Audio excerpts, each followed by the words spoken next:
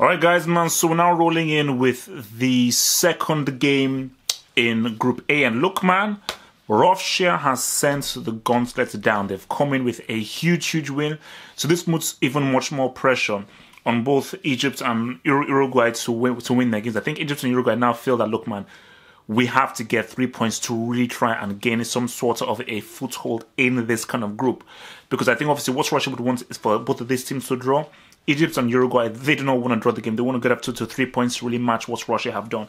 But most likely, whatever happens after the first round of matches, it is most likely that Russia will finish, will be top of the group based on goal difference.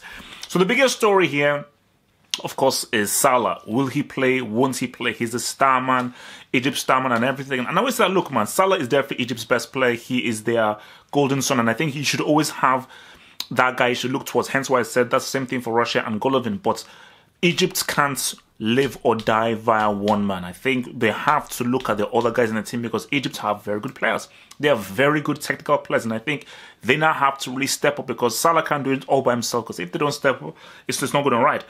But Uruguay are so I mean, let's just look at Egypt first, and then I'll go to Uruguay, who I think justifiably so are the more experienced team and the favorites for this game.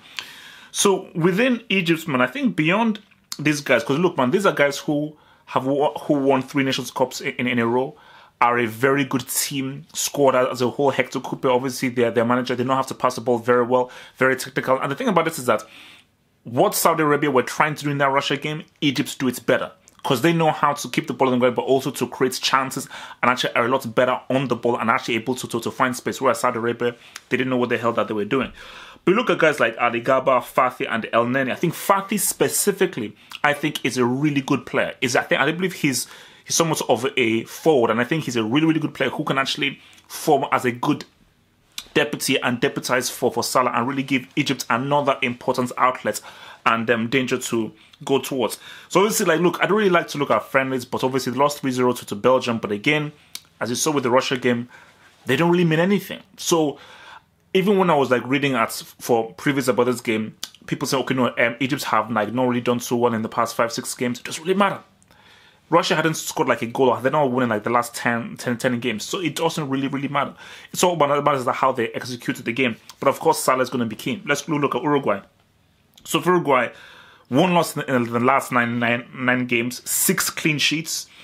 And Cavani, man, the curious case of Cavani, 10 wins out of 18 games in qualifying for South America.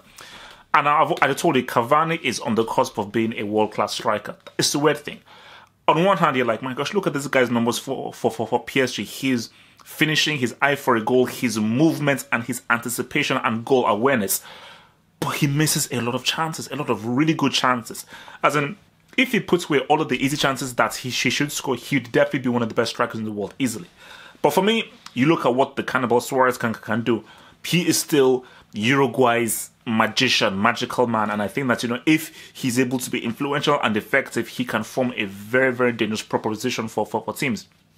But I have to look at I believe Uruguay's best player overall, the best player, the most important player is Diego Godin. Uruguay are a defensive team. They're a team that are tough to break down. They're not an attacking team. They're a team that says, look, break us down and we will hit you on the count with 2 or 3, 4 guys. We're not going to put 6 guys in front of you, but you're going to have to try and break us down and we're going to be tough to break down. So you have him and Jimenez both in defense.